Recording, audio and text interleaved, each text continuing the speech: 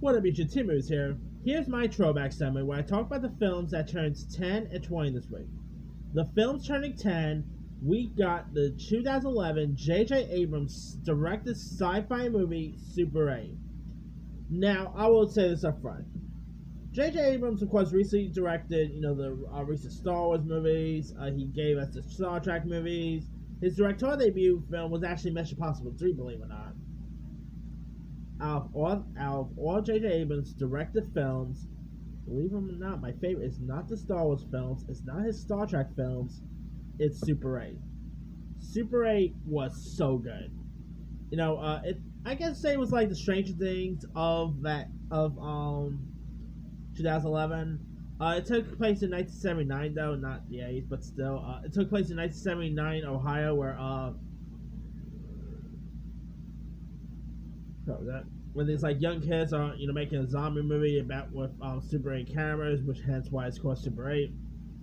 And there's like a alien invasion that's happening here.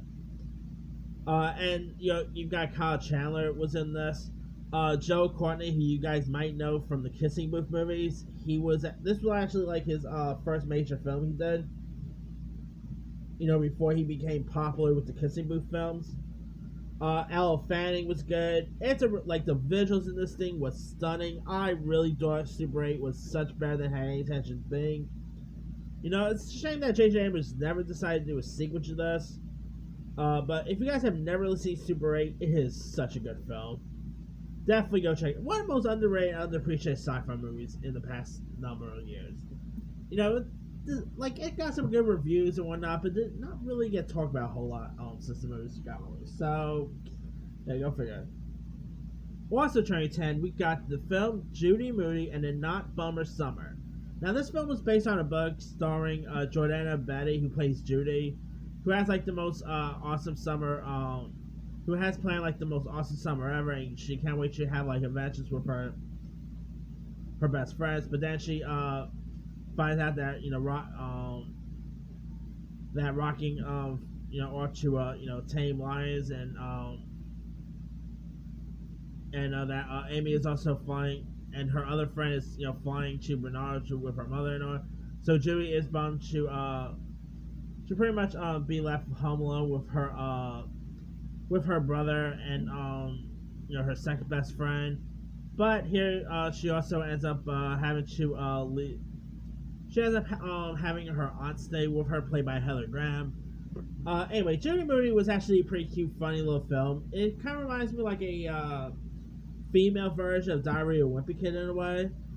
But I thought it was cute, charming. The lead actress is not really doing anything anymore, but she was pretty good in this.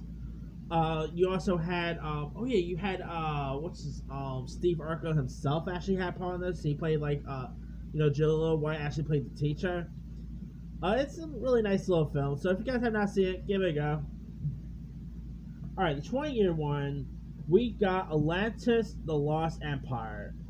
Probably one of the most underrated, underappreciated Disney movies in the last number of years. It's, of course, about this young adventurer who becomes the key to unravel ancient mystery when he joins up with a daredevil explorers here. You've got Michael J. Fox, who voiced the character of Milo Tetch. Atlantis is the animation is pretty good. Michael J. Fox voicing this character was interesting. It's not really a film that gets talked about a whole lot, but it's actually a much better movie than it had any intentions being. It's an anime classic in my opinion. Really good little film. Alright, also turning 20, we got Swordfish, which is of course a hacking based movie. It stars Halle Berry in a very cool, sexy role, You also had John Travolta, Hugh Jackman, Don Cheadle was in this film. Yeah, Swordfish is such a really cool thriller. John Travolta was great. Hugh Jackman was terrific. This film, of course, exists in the within our world, a world like beneath what we call cyberspace, and so a world is protected by firewalls, passwords, and the most advanced security system. So yeah, I mean, this definitely like, of course, this movie came out around where social media was not really a thing or whatnot.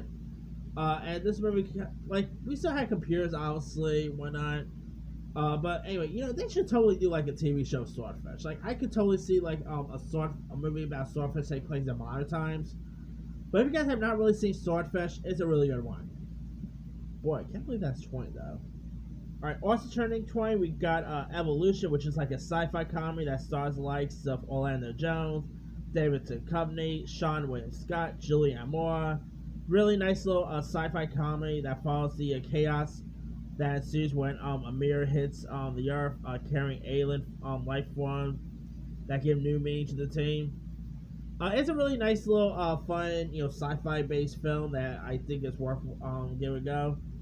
Last but not least, we got the anniversary party, where in the next 24 hours, Joe, played by Alan Cumming, and Sally, played by Jennifer Chase Lee, roller coasters, marriage will go through like an unexpected transformation here. Alan Cumming has always been the man. I've always liked him. Definitely really nice little funny comedy. Alan Cumming is great. Jennifer Chase Lee is terrific. Has some other really good cast. Really nice little film if you guys haven't seen it. But that's pretty much it. Let me leave you guys. Which of these films stand out to you the most? The 10-year one, I'm probably going to go with Super 8. 20-year one, I'm actually going to go with probably Swordfish. Swordfish is actually my favorite out of that list. Anyway, drop comments below. Don't forget to like, subscribe, hit that bell for more notifications. This is Super Sign Out.